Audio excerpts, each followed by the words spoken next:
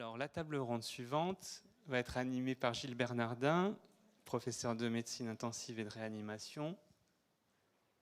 Voilà, je vous cède la parole et puis j'invite toutes les personnes de cette table ronde, Christine Lebrun-Freinet, Federico Palermiti, Annie de Vivi et Thomas Stern, à rejoindre la tribune. Bonjour à tous. Alors, très heureux d'être avec vous aujourd'hui, d'animer. Mon rôle, c'est de vous faire parler, voilà, parce que vous avez beaucoup de choses à dire. Je dois dire qu'on vient de vivre un moment d'intensité absolue, et je voulais vous en remercier. Je demande à ma secrétaire de couper le téléphone qui est en train de... Voilà. Voilà. Très bien, merci. Voilà, donc cette table ronde est intitulée, alors je vais d'abord me présenter, je suis le docteur Bernardin, je dirige le service de réanimation, on disait autrefois réanimation médicale, et maintenant ça fait plus moderne et plus européen de dire médecine intensive réanimation, voilà, de l'hôpital de l'Archer au CHU de Nice. Et donc depuis 2017, j'essaye d'animer les activités de l'espace éthique azuréen, qui est... une émanation du CHU de Nice, comme à Marseille, vous avez l'espace éthique méditerranéen, et on se retrouve tous sous le grand chapeau, sous le grand sombrero, finalement, de l'espace régional PACA-Corse. Voilà. Donc vous avez un pilier marseillais, un pilier niçois, et un pilier corse qui est en train de se structurer. Et c'est à ce titre que mes amis de l'espace éthique Île-de-France m'ont demandé d'animer cette table ronde, qui est intitulé « Bâtir ensemble une société qui soit soucieuse finalement de ses patients qui ont des difficultés pour lesquelles la société doit se mettre en ordre de marche pour leur venir en aide, pour venir en aide à leurs aidants. Et aujourd'hui, l'idée, c'est de croiser différents regards, le regard du médecin, le regard des aidants, le regard de ceux qui réfléchissent parce qu'ils accompagnent souvent ces patients, voir comment on pourrait aller un petit peu plus loin, faire plus pour eux, comment peut-être être les aiguillons pour que nos décideurs, les collectivités, les entreprises aillent encore plus loin dans ce souci de l'autre qui doit être quand même notre priorité absolue. Alors, on ne s'est pas mis d'accord pour l'ordre, mais ce que je vous propose, c'est qu'on commence par le docteur Lebrun-Freinet, puisque l'idée au départ, c'est de dire qu'il y a des maladies neuroévolutives. Toutes ne se ressemblent pas, elles ont toutes un pronostic différent, avec forcément des contraintes différentes. Et donc, je pense qu'il faut commencer par le regard du neurologue pour essayer de nous faire un peu le glossaire et la dissertation, voilà, comment on défile un petit peu les nœuds de tout ça. Alors, Christine Lebrun-Freinet est neurologue, professeure de neurologie au CHU de Nice.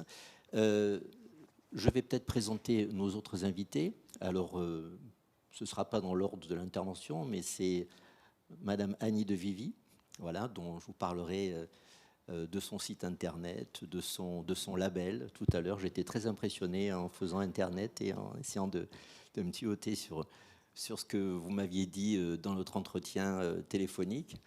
Thomas Stern, qui est philosophe, essayiste, qui vit une histoire très personnelle, dont il nous parlera tout à l'heure. Et Federico Palermiti, qui est juriste et qui œuvre dans le champ du handicap, de la vulnérabilité depuis de très nombreuses années. Voilà, donc je me suis acquitté de la tâche de présentation et je vais laisser la parole à Christine Lebrun-Freinet pour nous faire un petit peu l'explication de texte de ces maladies. Qu'est-ce qu'il y a derrière? Christine. Merci beaucoup. Merci de m'avoir invité à votre échange. Et j'ai l'impression, après avoir entendu la présentation émouvante de Madame Olivier, que j'ai peut-être pas le rôle le plus facile. J'ai bien noté la longue pause quand il a fallu aborder l'attitude du médecin. Ça ne vous a pas échappé, à moi non plus. Et c'est vrai qu'après la personne qui est malade, et après le premier cercle, hein, qu'on appelle les aidants, c'est le médecin généraliste ou de spécialité. Ce n'est pas forcément le neurologue, ça peut être le psychiatre, ça peut être le pédiatre, parce que les enfants sont concernés par les maladies neurodégénératives. Ça peut être un ophtalmologue, un gériatre, un rééducateur. Et vraiment, on va avoir un rôle. Le premier contact est fondamental. On nous apprend de plus en plus, avec l'évolution du parcours médical, à être des techniciens.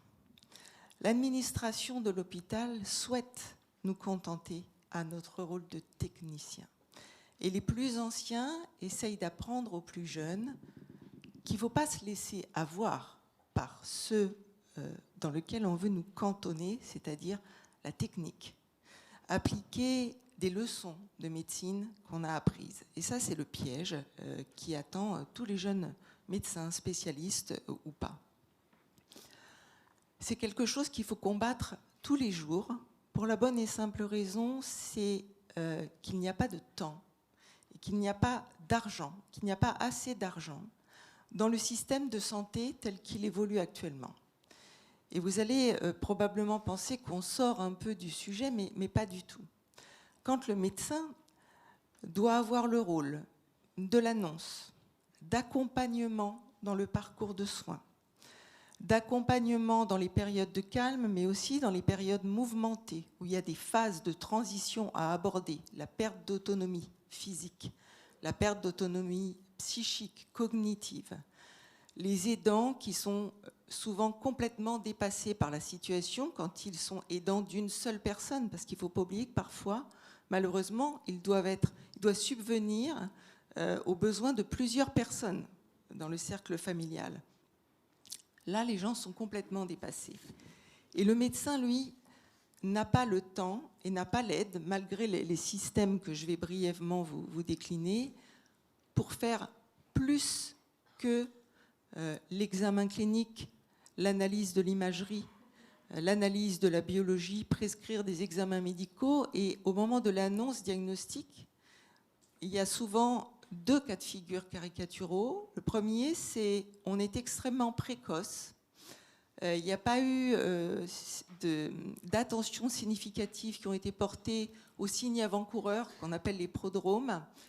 Et quand on annonce la maladie, parce que très honnêtement, ça ne sert à rien d'attendre pour l'annoncer, puisqu'il y a souvent des ressources au début de la maladie, on a soit un état de sidération du patient et de la famille, qui ne comprend pas ce qu'on lui explique. Et à ce moment-là, il faut reverbaliser. Et il faut s'entourer de personnes pour aider à reverbaliser. Les infirmières d'annonce, maintenant les infirmières de pratique avancée, les psychologues, les psychiatres. Il faut reverbaliser jusqu'à ce que la personne entende ce que ça signifie, même si elle ne prend pas toute la mesure. Et puis l'autre extrême, c'est les personnes qui ont été dans une errance diagnostique et qui arrivent dans votre bureau, qui sont excédés, qui ne peuvent plus entendre que le diagnostic n'est peut-être pas certain, ou alors qu'on n'a pas d'aide suffisante, thérapeutique ou physique à leur apporter. Et au milieu, il y a toutes les déclinaisons possibles. Et le médecin est souvent seul pour essayer de discerner quelle va être la bonne attitude à adopter au moment de cette étape diagnostique qui est fondamentale pour le vécu de la suite. Une fois que le bilan diagnostique est fait, on appelle ça des bilans, mais pour le patient et ses aidants, ce n'est qu'une suite de plus d'examens paracliniques, de l'IRM, des tests, des prises de sang. Mais une fois qu'on a passé cette étape, on va avoir le parcours de soins et le médecin, en dehors de la surveillance de l'allopathie, donc de tous les médicaments qu'ils peuvent prescrire pour améliorer les capacités physiques, cognitives, aider la personne à avoir moins de douleurs ou de symptômes au quotidien, il va falloir ensuite l'accompagner avec d'autres bien sûr, dans le maintien de son parcours professionnel, social et familial, amical. Et là, on va dire au technicien qui est le médecin, non mais là vous inquiétez pas, il y a des tas de choses. Tout est prévu, il y a des assistantes sociales, il y a des associations de patients, il y a des associations pour le maintien dans le parcours professionnel, il y a des juristes pour vous orienter sur quand déclencher la sauvegarde médicale, la sauvegarde de justice, est-ce que c'est une tutelle, une curatelle. Il faut bien comprendre que dans les études de médecine, tout ça on ne nous le dit pas. C'est du chinois. Et la plupart du temps, on ne sait pas vers qui se tourner. Et je vais vous avouer que c'est quand on devient soi-même aidant qu'on commence à décrypter le langage et la complexité du parcours qu'on impose à nos patients. Parce qu'on l'impose à nos patients, on ne peut pas faire autrement. On a le droit, mais aussi le devoir de l'accompagner et de le soigner. Actuellement, je vous ai parlé de temps. Vous savez, on a un outil qui s'appelle Doctolib. Doctolib, c'est entre 15 et 45 minutes les créneaux, et je peux vous assurer qu'à l'hôpital, on dépasse tous.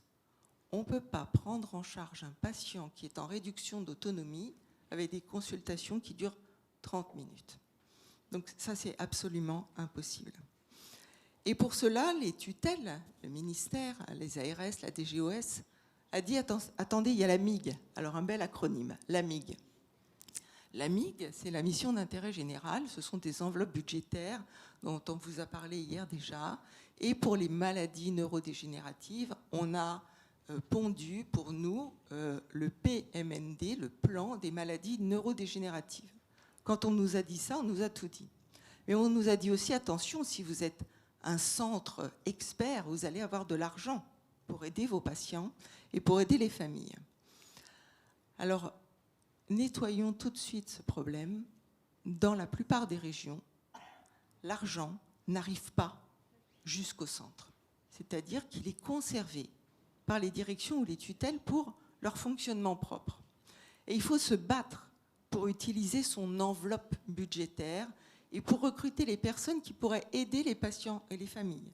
Aider, c'est quoi? C'est avoir des psychologues pour accompagner, avoir des infirmières pour relayer les messages qu'on va passer et qu'on n'a peut-être pas été assez clairs ou qui n'ont pas été bien compris. Avoir des secrétaires qui transmettent les messages, qui répondent au téléphone. Tout ça, sachez-le, on n'est pas libre d'utiliser les enveloppes qu'on nous a soi-disant données. Et ça, c'est un vrai problème. Alors, il y a des MIG pour tout, pour la maladie d'Alzheimer, pour la sclérose latérale amyotrophique, pour la sclérose en plaques, pour les maladies neuromusculaires, pour des maladies un petit peu plus rares comme les ataxies qui touchent notamment les enfants, pour la maladie de Parkinson. Il y a des MIG avec des montants qui sont parfois très très impressionnants, hein, plusieurs centaines de milliers d'euros.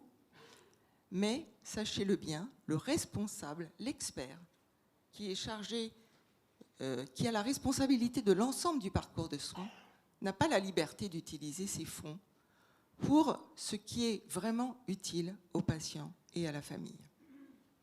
Et ça, c'est un vrai problème pour les médecins. Je pense qu'il y a peut-être des responsables des tutelles, je ne vais pas être populaire, mais ce n'est pas grave. Le dernier point dont je voulais vous parler, c'est les difficultés qu'on a par manque de temps et par manque d'argent, de choses qui pourraient aider au quotidien, c'est-à-dire les centres d'accueil, les centres de relais, de proximité qui ferment les uns après les autres, parce qu'il n'y a pas de personnel, parce qu'il n'y a pas d'argent, parce qu'il n'y a pas d'infirmières. L'accessibilité. On est extrêmement mauvais en France. On est presque les pires d'Europe. Je travaille dans un service de neurologie, si le directeur général est là, il faut qu'il entende, où les portes ne sont pas automatisées. Pour les personnes qui ont une canne, deux cannes, un fauteuil roulant, il leur faut forcément de l'aide. On a des centres de conférences où il faut commencer par monter 4 marches pour y accéder. Et c'est tout comme ça en France, hein, c'est tout comme ça. Acropolis, on a de la chance, il y a un parcours. Mais je terminerai sur l'accessibilité. C'est un des combats que nous menons dans l'équipe au CHU de Nice. La ville aide énormément, c'est une des priorités. La ville inclusive, la ville accessible. J'ai rencontré des gens formidables à la mairie qui ne regardent pas du tout la couleur avec laquelle vous discutez, qui ne regardent pas qui vous êtes, qui ne regardent pas votre parcours et qui vous écoutent. Et ça, c'est une chance qu'on a à Nice, c'est qu'il y a quelques personnes avec qui on peut discuter et qui cherchent des solutions. Malheureusement, j'ai peut-être été un petit peu longue, mais malheureusement, ce qui va nous manquer, à nous les techniciens, ça va rester le temps et l'argent pour faire notre travail comme on aurait envie de le faire. En tout cas, encore certains d'entre nous, excusez ceux qui sont trop directs ou trop abrupts et qui n'ont pas compris le sens des mots qu'ils ont prononcés au moment où ils ont levé la main droite pour le serment d'Hippocrate.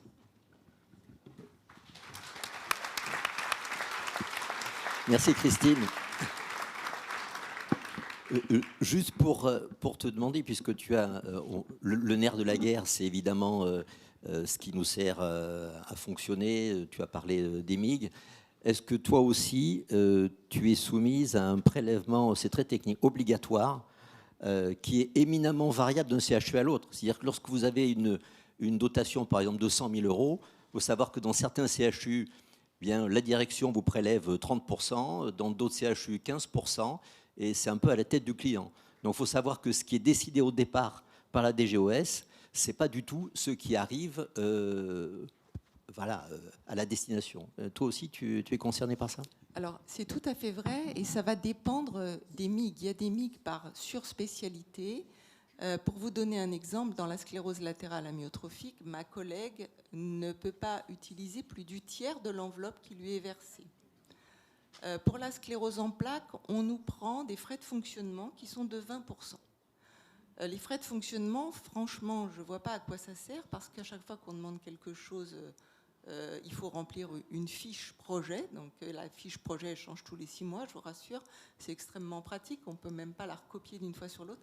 Mais oui, donc à Nice, c'est extrêmement variable en fonction des surspécialités. Ça va de 20% à 60%. Il faut savoir que quand j'ai dit ça, en réunion de direction, on m'a dit « Oui, mais il y a des CHU où ils reversent 0 », comme si c'était censé nous consoler. Ça ne nous console pas du tout, non. Merci Christine.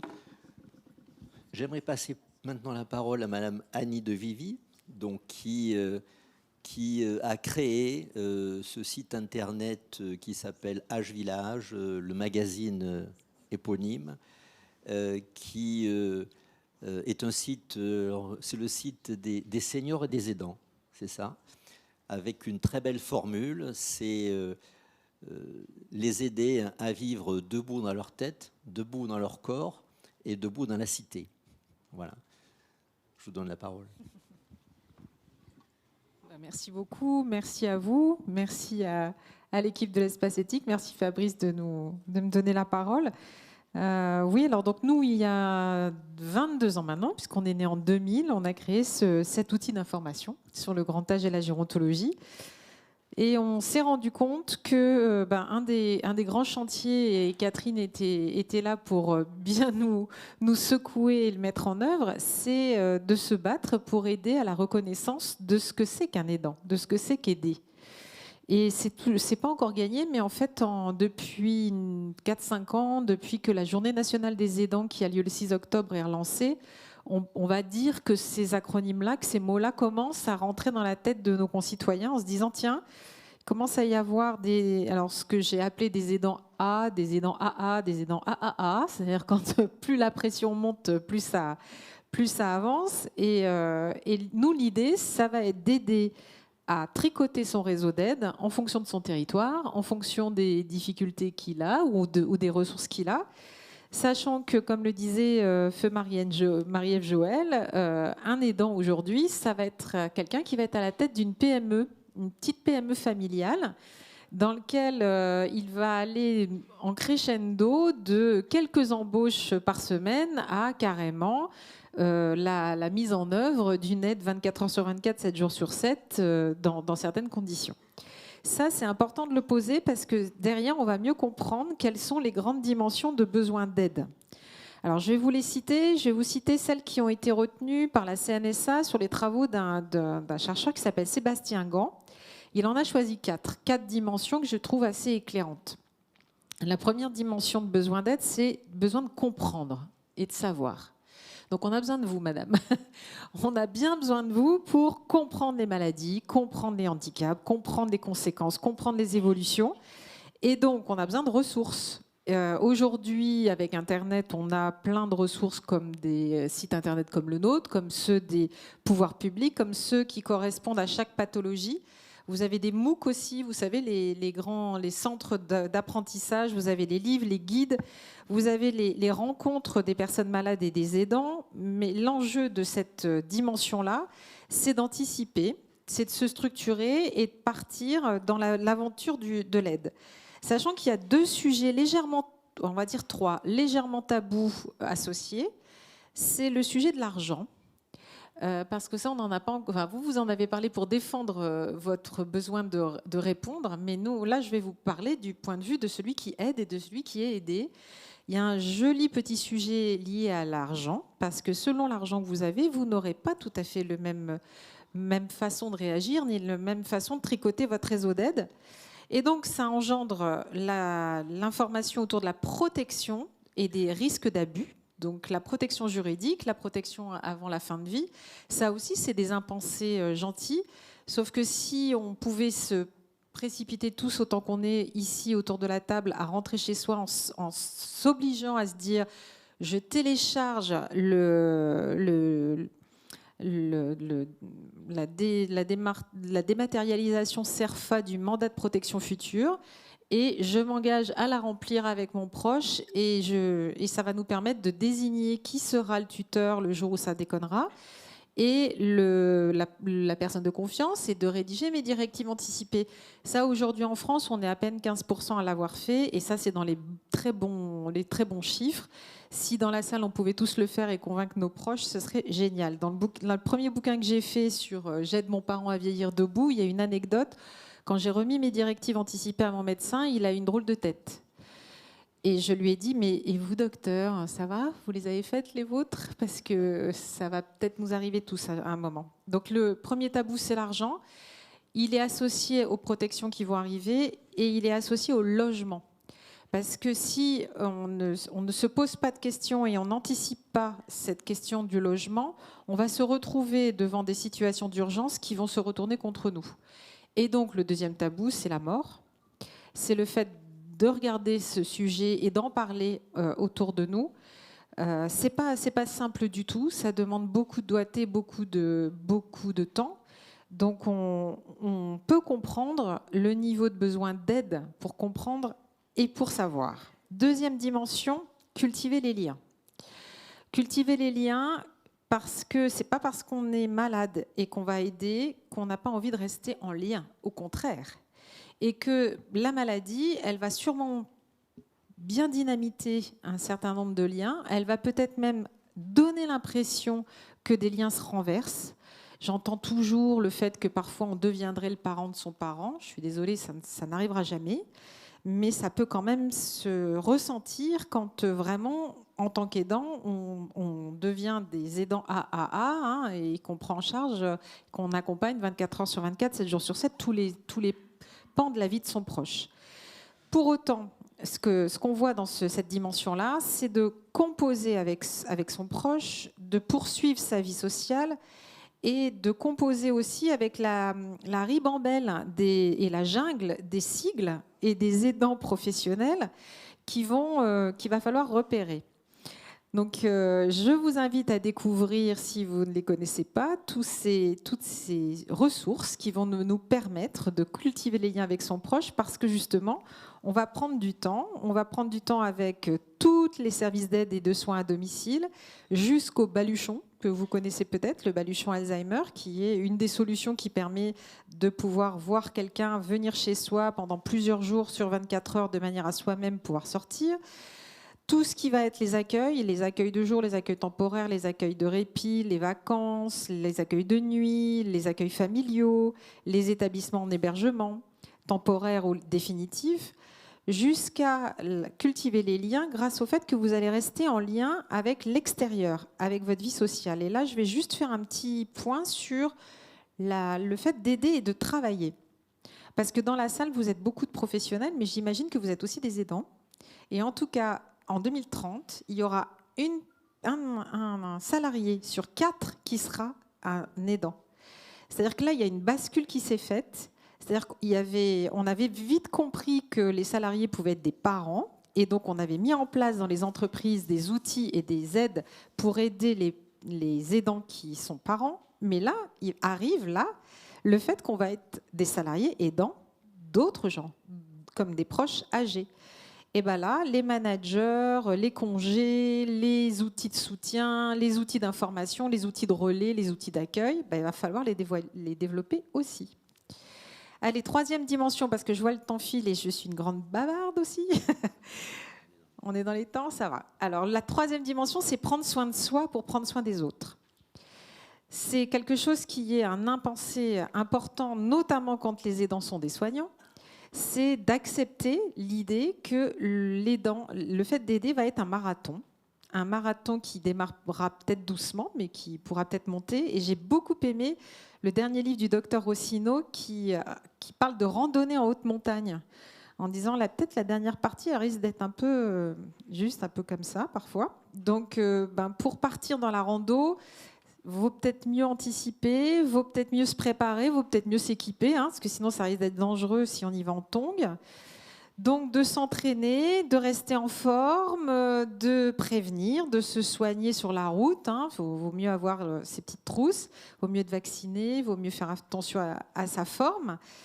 Et l'autre que j'aime beaucoup aussi, c'est le professeur Guillaumeau, qui est un des grands militants de la lutte contre la maltraitance, qui dit, vous savez, quand vous craquez, là, quand ça ne va pas sur la route, c'est un moment où on a le droit aussi d'avoir des coups de mou. Donc quand vous craquez, il y a une super méthode, je vous la présente, ça s'appelle la chaise.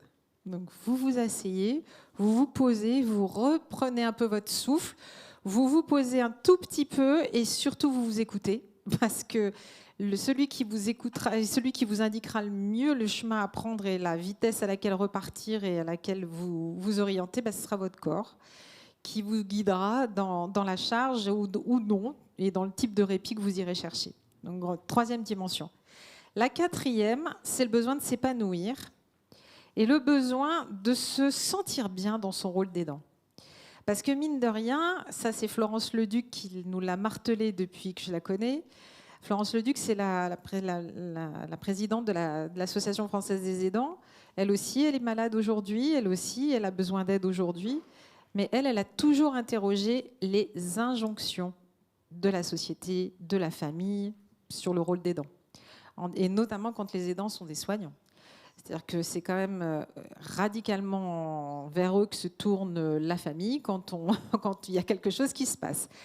Donc là, dans cette dimension-là, le fait de se sentir bien dans ses missions d'aidant ou dans son rôle d'aidant, ça va demander beaucoup d'aide, beaucoup de relais, beaucoup de répit, beaucoup de réflexions en commun, beaucoup de temps d'échange avec les siens. Et quand on arrive à construire comme ça une relation qui n'est jamais parfaite, qui est totalement singulière, qui est complètement individuelle, peut-être qu'on va finir par devenir un aidant expert. Et peut-être même qu'on va peut-être aider le docteur qui est là à l'aider à trouver des financements de recherche, participer à la recherche et faire avancer la cause des personnes malades comme des aidants. On va peut-être pouvoir devenir des pairs aidants, c'est-à-dire on va pouvoir s'investir pour pouvoir s'entraider entre aidants et peut-être même changer de boulot et utiliser les missions qu'on a eues en tant qu'aidant pour faire des VAE et évoluer dans son champ. On a peut-être pu être dans des entreprises et changer complètement de rôle et de s'investir dans notre milieu.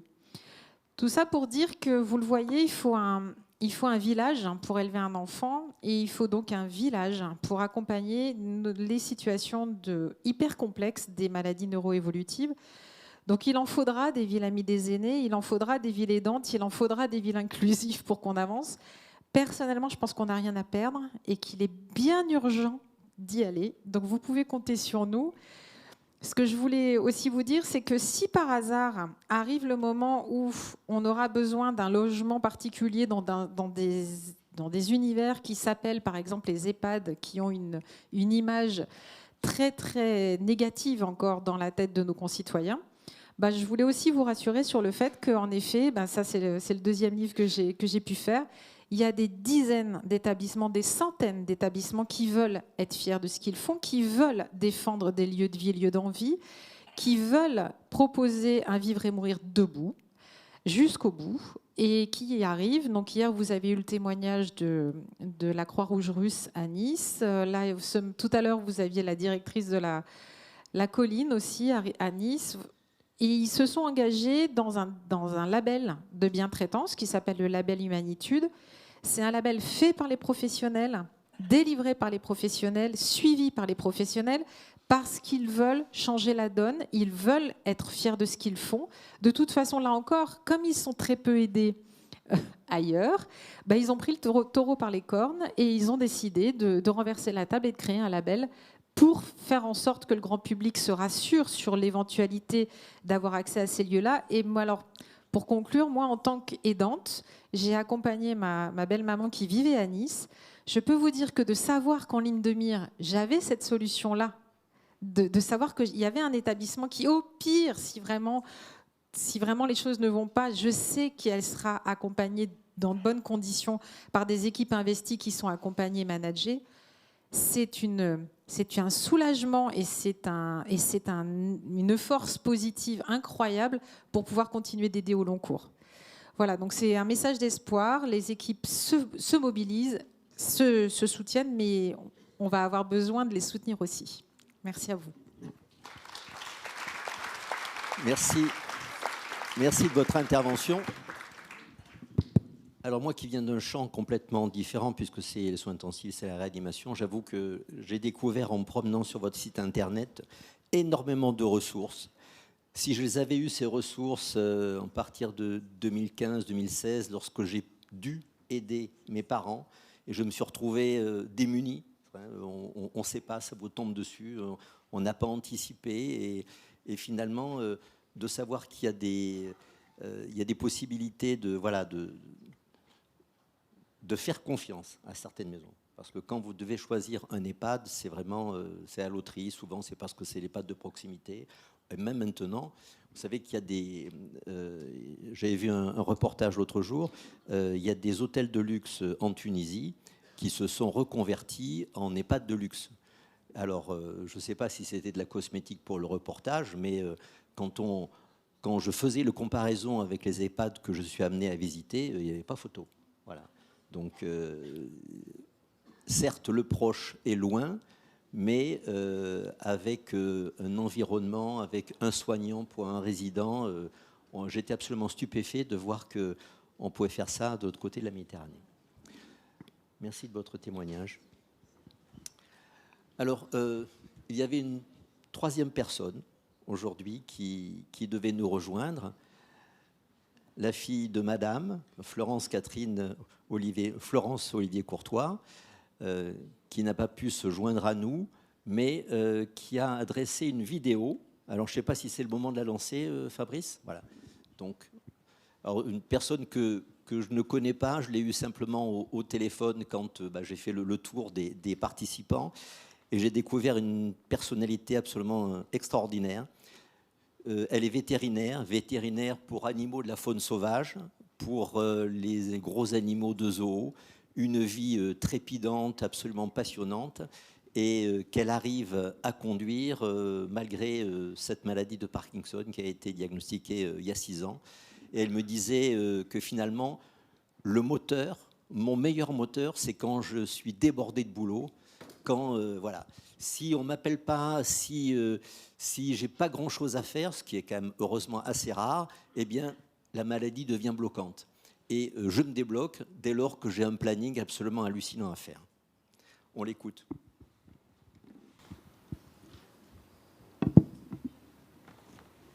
Bonjour à tous, je suis Florence Olivier Courtois, je suis vétérinaire, j'ai 51 ans, j'ai été diagnostiquée Parkinson à l'âge de 45 ans.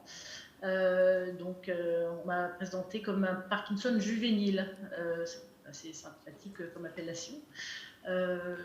C'est moins sympathique au jour le jour, dans la mesure où en activité, c'est une maladie qui présente, comme tous les malades le savent, beaucoup de problématiques, notamment de fatigabilité.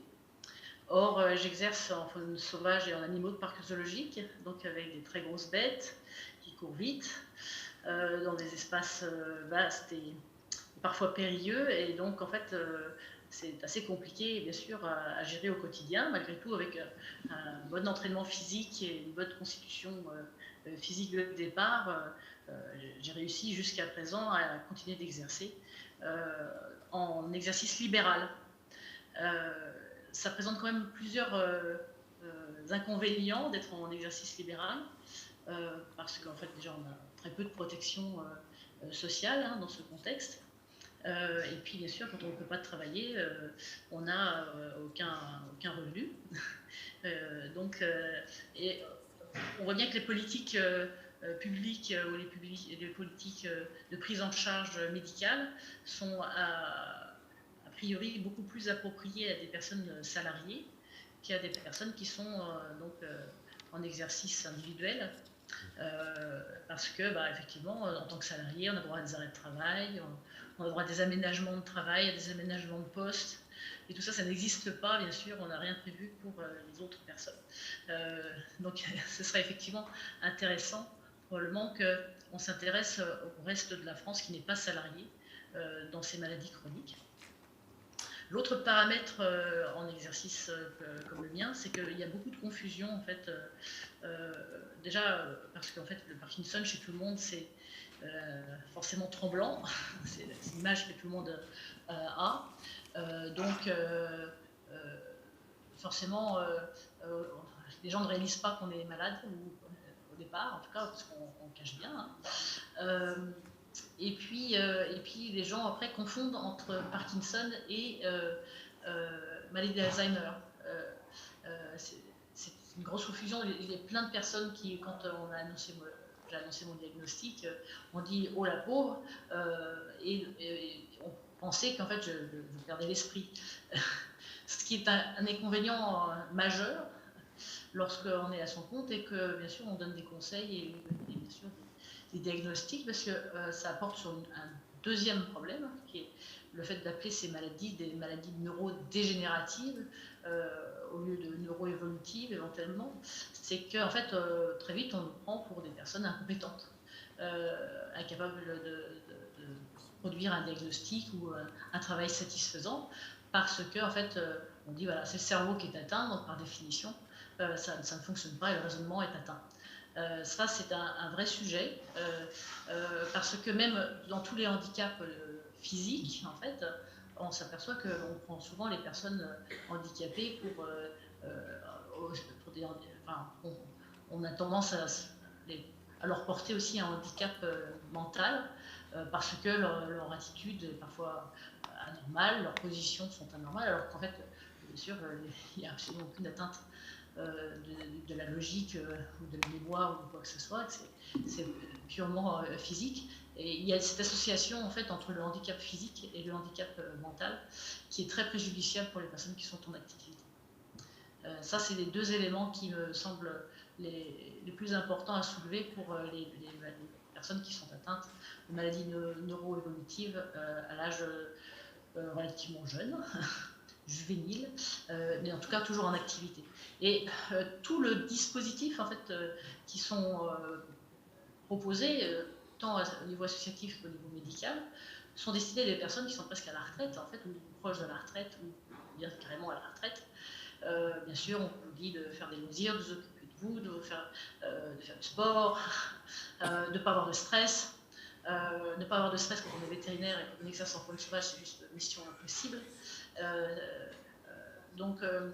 Tout ça en fait est très peu en fait abordé, ce qui fait que quand je cherche, parce que c'est aussi mon attitude en tant que scientifique, je cherche des réponses à mes questions en faisant des bibliographies, en m'intéressant aussi à ce que pensent les pairs. En fait, il y a très peu de choses qui sont disponibles pour nous aider donc à faire face à cette problématique en exercice. Or, en fait, on cherche a priori à garder le plus longtemps possible les personnes atteintes de maladies neuroévolutives dans l'exercice professionnel et dans la société, mais en fait, on a l'impression que rien n'est fait pour, rien n'est là pour les aider.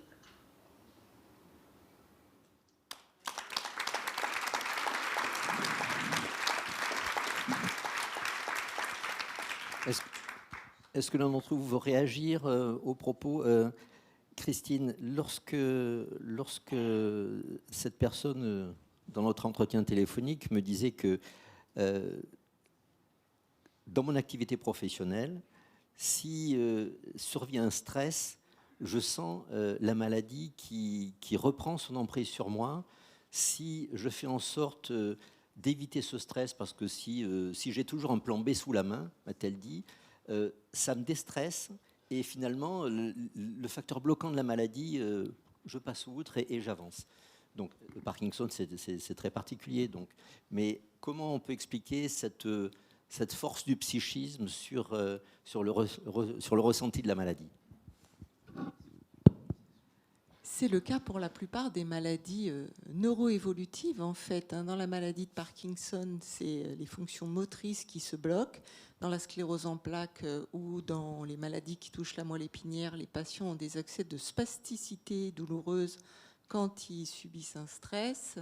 C'est quelque chose qui est extrêmement fréquent. Et maintenant, ça va peut-être vous choquer, mais grâce à ce qu'on appelle les médecines non conventionnelles, puisqu'on peut être vraiment convaincu de la puissance et de l'efficacité de certains médicaments qu'on prescrit tous les jours, mais on est un certain nombre quand même à croire qu'il y a des approches non conventionnelles qui vont aider le patient pour diminuer le stress ou pour diminuer la douleur. Et oui, c'est l'exacerbation des symptômes en situation de stress ou de douleur physique. C'est quelque chose qui est extrêmement classique dans les atteintes du système nerveux au sens large. Si je peux me permettre par rapport au témoignage, c'est difficile comme après une intervention de Catherine de pouvoir rebondir sur ce qui vient d'être dit. Et deux, Catherine, tu as bien raison. Elle te ressemble et elle a vraiment pris de toi. Donc on est extrêmement heureux.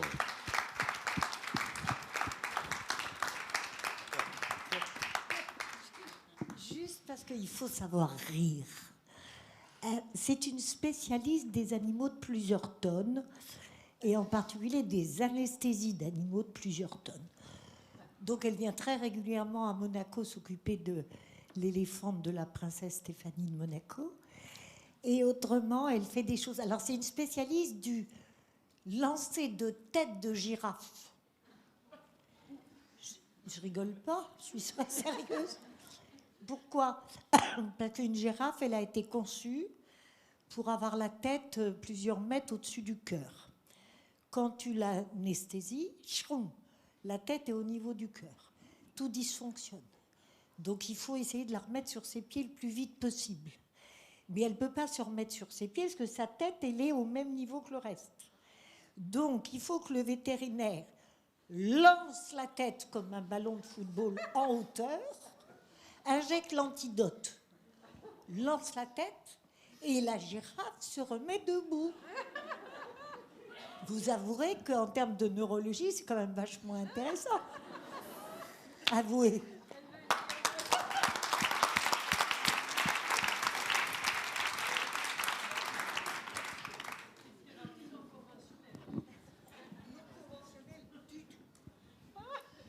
Merci.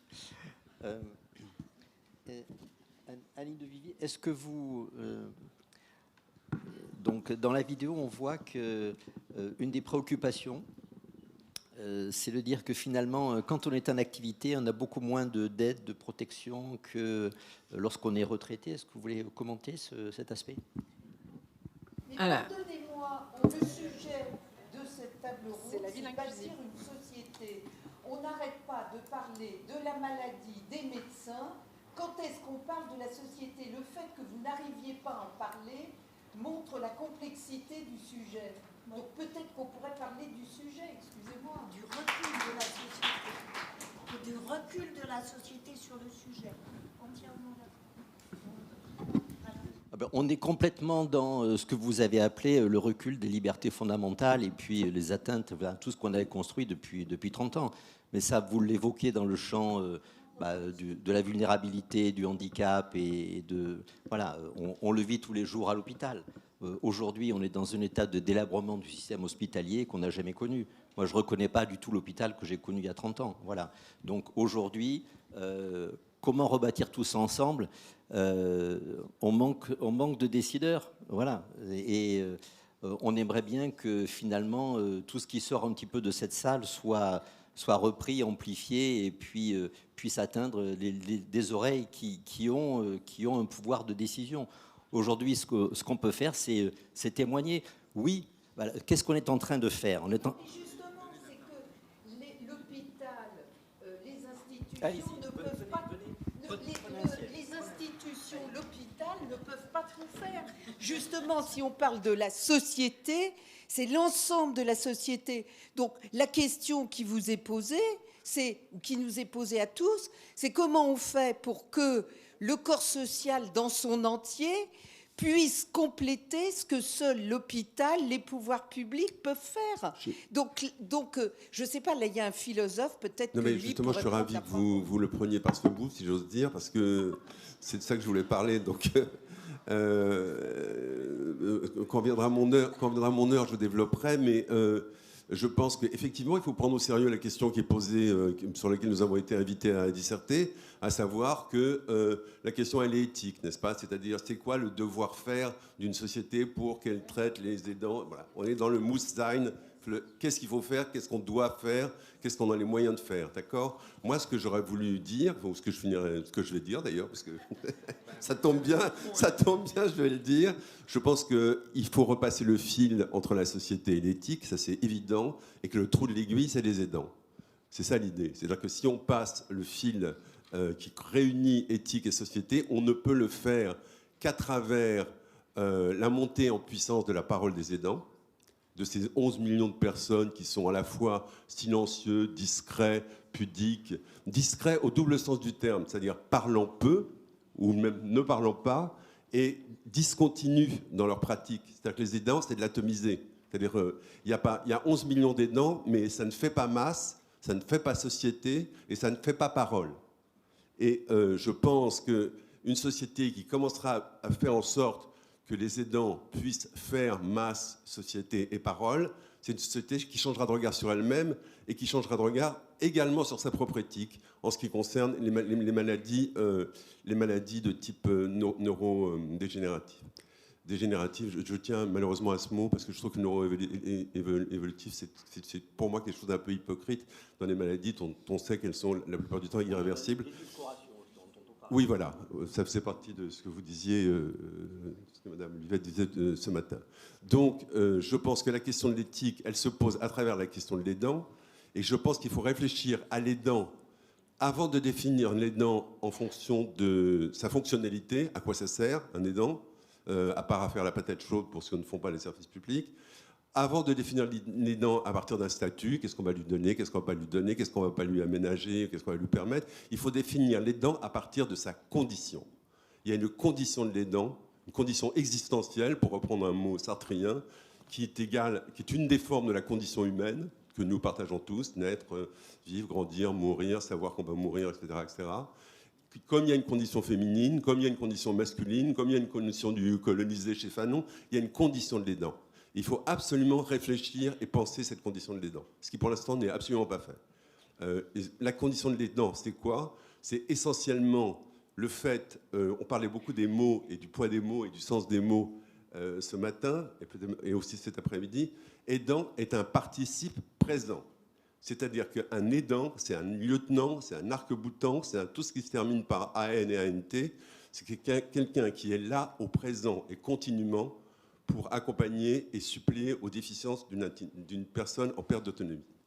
Et je trouve que cette posture de participe présent, elle est extrêmement importante parce qu'elle définit à la fois la contrainte ou le système de contraintes, de conditions, comment dirais-je, connatives auxquelles l'aidant est obligé. Il est obligé d'être là Parce que c'est très simple, la question de l'aidant, elle est simple, c'est si c'est pas moi, c'est qui? Tous les aidants savent ça. Moi, je le sais, je suis un aidant, et tous les aidants dans cette pièce savent que la première question à laquelle ils doivent répondre, c'est si c'est pas moi, c'est qui? Or, la plupart du temps, c'est personne. Et donc, ou alors des gens qui, de loin, bref. Donc, si c'est pas moi, c'est qui? C'est-à-dire que l'aidant est dans une forme de contrainte, une forme de devoir, mais il n'est pas là parce qu'il doit, il est là parce qu'il se doit. Et c'est là où ça devient un problème éthique passionnant. Et je trouve que c'est une nuance extrêmement importante à appréhender. L'aidant se doit de faire ce qu'il fait. Il ne fait pas ça parce qu'il est obligé, parce qu'il ne peut pas faire autrement, parce que ça l'emmerde, mais qu'il est obligé de le faire. Il opère le choix existentiel dans ses conditions d'accomplir un devoir au sens éthique. Je ne sais pas si je suis clair, parce que pour moi, c'est quelque chose de très important. Alors, je continue, je reprends 5 minutes et tout. Merci de m'avoir filé la balle au fond sans faire exprès. Cette éthique de l'aidant, elle repose sur quelque chose d'extrêmement simple. Un aidant, ce n'est pas un soignant. Un proche aidant, c'est une personne qui n'accepte pas qu'une maladie rende méconnaissable à ses yeux une autre personne à laquelle il tient. Pour moi, c'est capital. Un aidant, c'est quelque chose qui veut qu'un semblable reste un semblable. C'est-à-dire, c'est quelqu'un qui n'accepte pas que la maladie fracture la relation d'humanité et de similarité qu'il a avec une personne à laquelle il est affectivement lié. Et à ce propos, alors vous connaissez sans doute, ça m'a beaucoup intéressé parce que c'est une sorte de légende urbaine ou de bruit Internet. Vous connaissez sans doute, vous êtes nombreux à connaître les propos qu'on attribue à Margaret Mead, la fameuse anthropologue américaine, à qui on demandait, si vous connaissez tous, j'enchaîne, hein, si vous me dites, vous connaissez ou vous ne connaissez pas? On demande, soi-disant, on a demandé à Margaret Mead, parce qu'il n'y a aucune trace écrite, où elle datait les premiers signes de l'humanisation des homos, je ne sais pas, des homos trucs, enfin bon, bref, des choses pas pleines de poils velus qui couraient de ci, de là. À quoi elle le datait? Et au lieu de répondre à la découverte des premières sépultures, à la découverte des premières armes, à la découverte d'instruments de cuisine, d'ustensiles, de vaisselle, elle dit à la découverte sur un squelette d'un fémur réparé. Et je trouve ça passionnant. D'abord, tous les médecins doivent bicher du genre « Ah bon, on a bien fait de faire médecine » parce que franchement... Mais outre cela, je trouve assez étonnant. Ça dit quoi? Ça dit que l'humanité, ça commence avec le premier aidant. Parce qu'elle dit, en gros, si on laisse, si un groupe d'individus, d'animaux, laisse un blessé dans l'état où il est seul, il ne vit pas 15 jours. Il n'est pas 15 jours parce qu'il est proie facile, parce que les prédateurs qui sont en plus paresseux, c'est un comble. Quand ça court pas trop vite, ils préfèrent. Donc, vous voyez ce que je veux dire? Donc, ils mangent les petits, les blessés, tout ça.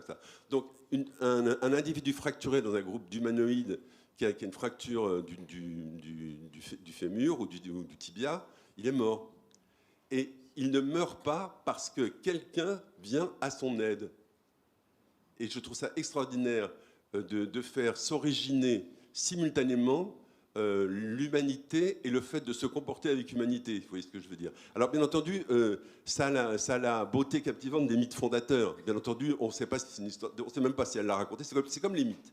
Les mythes, on ne sait pas qui les a écrits, qui les a inventés, d'où ils viennent, quel en a été l'auteur, etc., etc.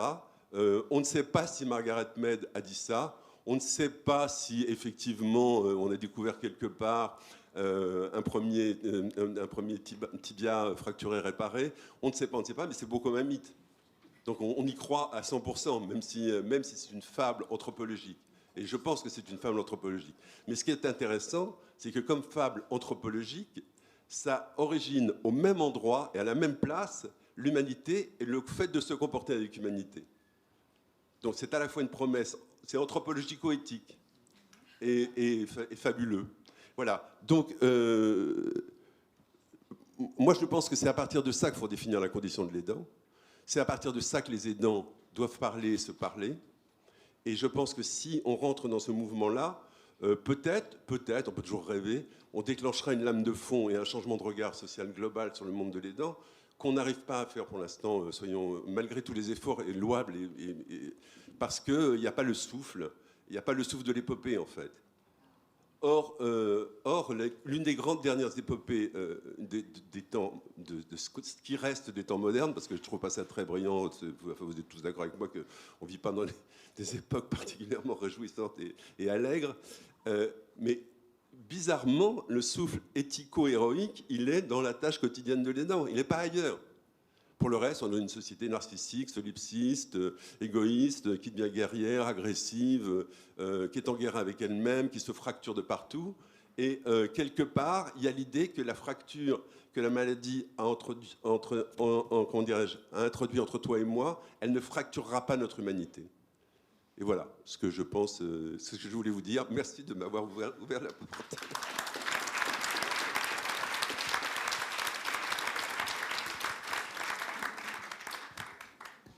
Malheureusement, je crois qu'on ne répond pas aux préoccupations de madame. Si, puisque l'aidant traité par le FEMU n'est pas uniquement l'aidant bienveillant et familial, il n'est pas forcément médecin, il n'est pas forcément capable. Donc le mythe est tout à fait justifié, puisque c'est à la fois celui qui aide et qui est donc humain, mais c'est aussi celui qui aide qui n'est pas forcément de la famille. Donc monsieur a parfaitement répondu. Merci de me soutenir. Mais on est bien loin de la question de dire aujourd'hui comment notre société se met réellement en mode de marche pour aider tous ceux qui ont besoin d'aide. Et aujourd'hui, le moteur le plus efficace, c'est celui des associations. Ça, c'est une évidence. Et vous l'avez parfaitement démontré, et madame le démontre parfaitement. Aujourd'hui, s'il n'y avait pas les associations, je pense qu'il y aurait des dizaines de milliers de personnes qui seraient dans la peine. D'abord, elles seraient seules. Parce que pour arriver à s'y retrouver dans la jungle, dans le millefeuille du médico-social, c'est absolument hallucinant. Voilà. Et il faut d'abord, quand on se retrouve dans cette condition-là, il faut décoder finalement le monde dans lequel on vit. Et ça, c'est pas évident. Je voudrais, pour un peu répondre aux possibilités qu'on aurait de déclencher quelque chose. Je vais à une émission de télé, parce que comme Catherine, c'est Catherine Laborde dont je m'occupe, donc c'est une personnalité connue, donc il y a des émissions, on a écrit un bouquin ensemble. Donc je vais à une émission qui s'appelle Ça commence aujourd'hui, il y a 4 jours, là, ou une semaine, et il y avait un plateau il y avait une aidante qui s'occupe d'un rappeur dont j'ai oublié le nom, qui a la maladie de Charcot.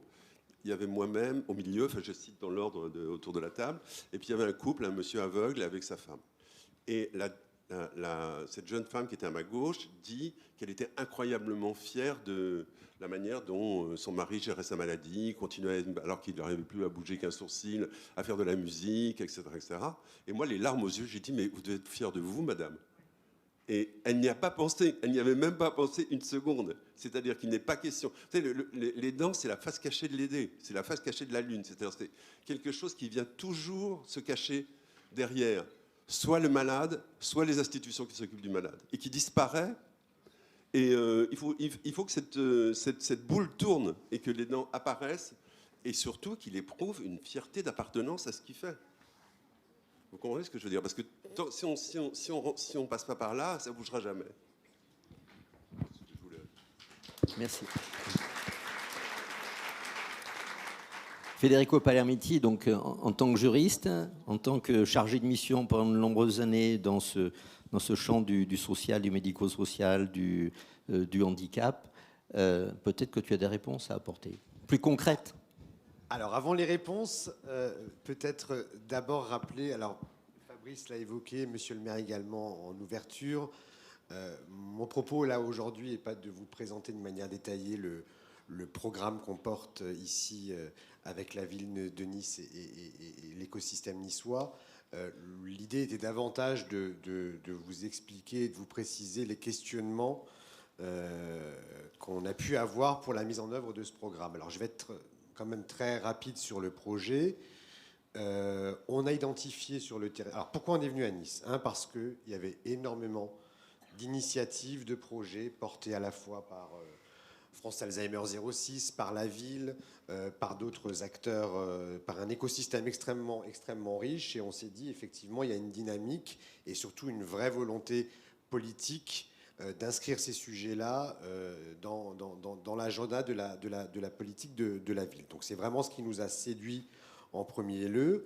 Et le projet, très concrètement, il n'est pas de faire ce que les acteurs du territoire ont déjà fait, il est de venir les accompagner et de venir les aider pour, davantage, si besoin, structurer la réflexion, et deux, essayer de tenter de généraliser ce qui a pu se faire à l'échelle d'une rue, notamment, ou sur un aspect spécifique, de le généraliser à toute la métropole. Donc notre appui, il est là. On vient aider pour mener des actions extrêmement concrètes et directes pour les personnes malades. Deux, on vient outiller les professionnels, et notamment les professionnels de la société civile, ceux qui ne connaissent pas ces pathologies forcément. On vient les outiller pour les aider dans leur réflexion et dans la manière de faire et d'agir quand ils sont face à cette population-là. Et trois, de manière extrêmement ambitieuse, l'idée, elle est aussi, à travers toutes ces actions et à la manière dont on va les valoriser, de sensibiliser le grand public à toutes ces pathologies. Alors, peut-être comme point de départ, et tu l'as déjà dit Annie tout à l'heure, il faut juste se féliciter qu'en France, depuis plus de 20 ans, on a une multitude d'initiatives sur ces sujets-là. Si on reprend l'histoire, moi je me souviens du Bistrot Mémoire à Rennes qui avait commencé ces logiques-là. Il y a France Alzheimer avec effectivement ces actions de ville Alzheimer aidante. On voit qu'après on décline hors pathologie. La ville a mis des aînés, on est aussi sur cette logique-là. Enfin, on a énormément de projets qui se mettent sur notre territoire. On a de belles productions scientifiques. On a quand même des retours d'expérience. Ça fait une dizaine ou une quinzaine d'années que ces projets-là sont implémentés. Je pense au niveau international à toute la production d'Alzheimer Monde, d'Alzheimer Europe, mais en France, ce qu'a fait la Fondation de France, l'espace éthique, la Fondation Médéric Alzheimer. Enfin, on a une multitude de données.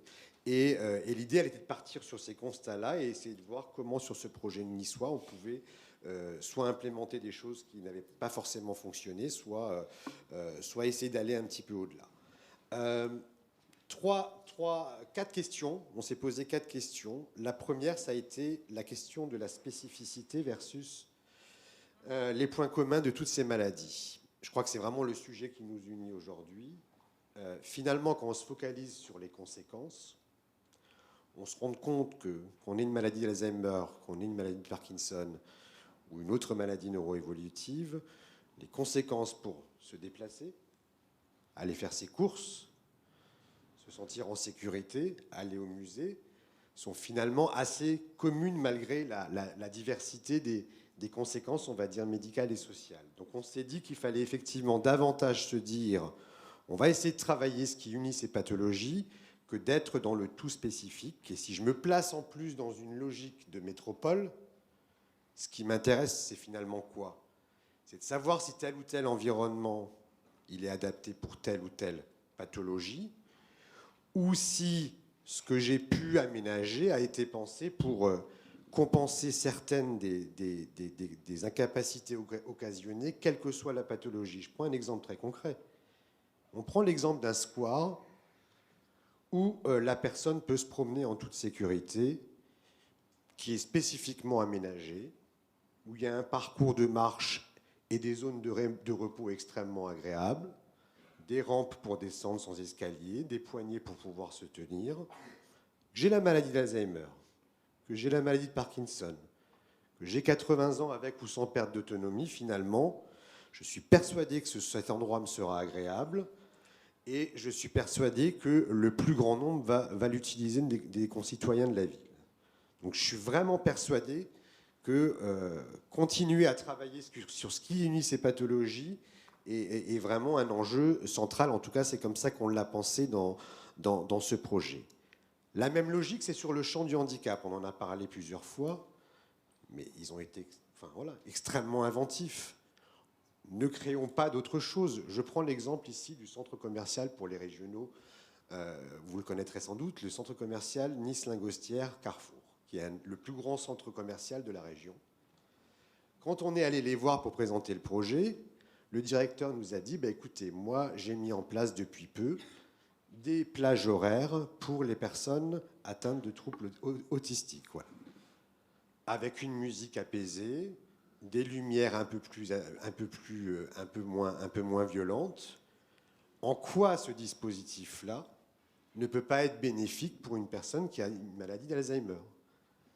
Donc l'idée, elle est quoi? Elle est dans ce projet, comme point de départ, déjà de recenser sur le territoire tout ce qui se fait, de comprendre comment ils les ont fait et essayer d'en tirer les enseignements. Alors ça, c'est une première enquête qu'on veut mener avec notamment Marie-Antoinette Castel-Tallet sur l'ensemble de la métropole pour justement identifier ces initiatives et essayer de voir ce qui s'est déjà fait pour voir si on peut les adapter.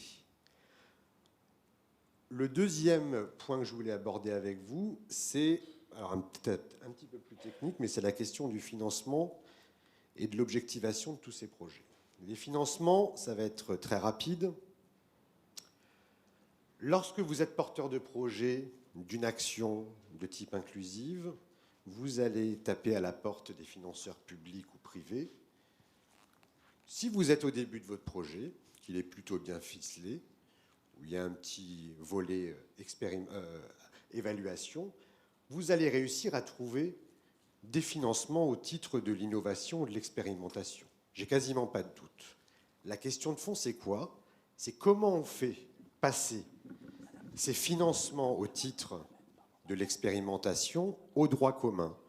Et très souvent, les structures ont énormément d'énergie, ont énormément d'inventivité, elles mènent leur projet, elles l'évaluent, et après, elles ne trouvent plus d'argent au titre du droit commun. Donc je pense que c'est une vraie question de fond, et ça rejoint forcément celle de l'objectivation et on va dire de l'évaluation de ces programmes. Je ne vais pas rentrer dans des guerres de chapelle, mais on voit très bien que ces projets-là, elles ont à la fois des impacts directs sur les personnes et des impacts, on va dire, plus globaux sur le territoire et la société. Alors déjà sur l'impact direct auprès des personnes, si on doit alors, je suis même pas sûr qu'on se mette d'accord sur qu'est-ce que la qualité de vie, qu'est-ce que le bien-être. Les chercheurs vont déjà se tirer les cheveux pour se mettre d'accord. Ce que je veux dire par là, c'est que je pense qu'il faut qu'on soit inventif aussi dans cette évaluation. Je suis persuadé, je me replace dans une logique de ville. Tous ces projets, elles vont être bénéfiques à ces personnes directement concernées, mais elles vont forcément être bénéfiques à la ville dans sa globalité. Et c'est à nous de trouver les bons axes d'évaluation. Et cette évaluation, elle est tellement multidomaine qu'à mon avis, c'est vraiment ça l'enjeu pour que ces projets puissent avoir une pérennité et puissent se généraliser. Troisième point que je voulais aborder, et après ça va être très rapide, c'est celle des professionnels. Et c'est sans doute le point de départ de notre démarche ici à Nice. Je suis un pompier, je suis un policier, je suis un boulanger, je suis un charcutier, je suis un conducteur de tram. Je ne pose pas forcément les mêmes questions face à l'accueil d'une personne atteinte de ces maladies. Je ne travaille pas dans les mêmes organisations, je n'ai pas le même management. Donc tout ça pour dire qu'il faut vraiment qu'on ait une approche métier, qu'on puisse comprendre comment, pour chacune de ces professions, les organisations s'organisent, pardonnez-moi d'être redondant. Et si je reprends par exemple le métier d'hôte de caisse ou d'accueil ou un vendeur, son cœur de métier c'est quoi? C'est la relation client, c'est rendre l'expérience client particulièrement agréable.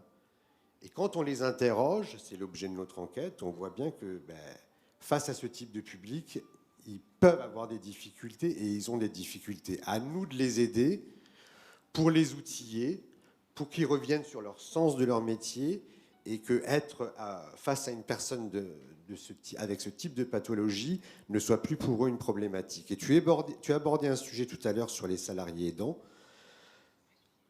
Pour une entreprise, un salarié peut être un aidant.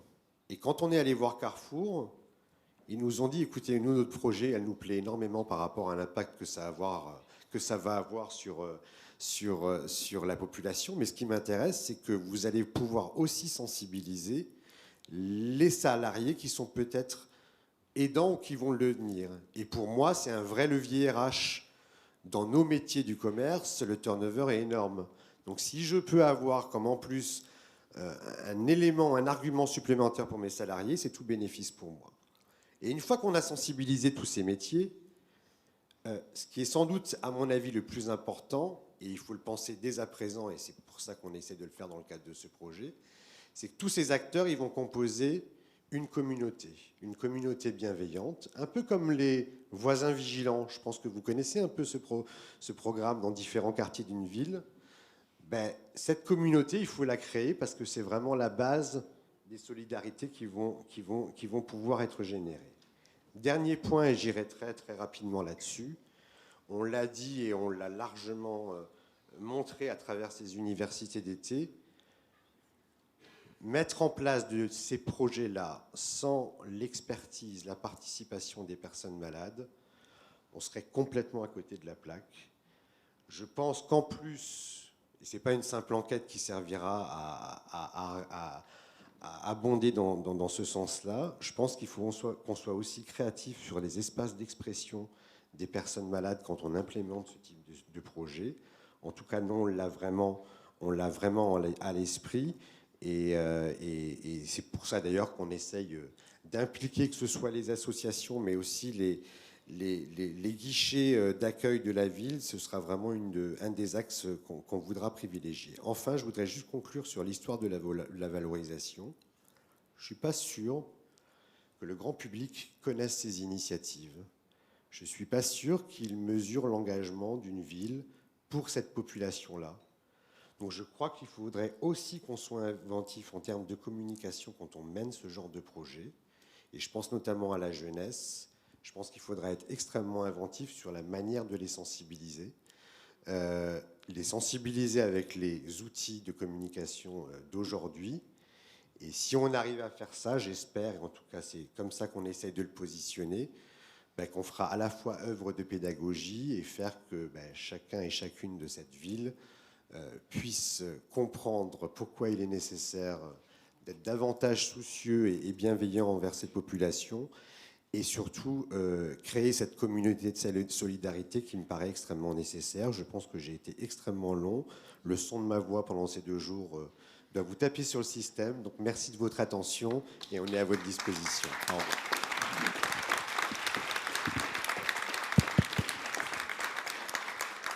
Merci Federico d'avoir montré que finalement les choses peuvent bouger et qu'on arrive à faire bouger les lignes. La question est, on fait ça aujourd'hui à Nice, dans un quartier. C'est pas toute la ville, c'est pas toutes les villes. Donc c'est certainement le début d'un mouvement, mais pour que les choses s'enclenchent et puis se fassent boule de neige, je pense qu'il va falloir une énergie extraordinaire pour poursuivre l'œuvre. Aujourd'hui, je pense qu'on est au début du chemin. Fabrice ? Voilà. Merci d'avoir participé. Merci à tous.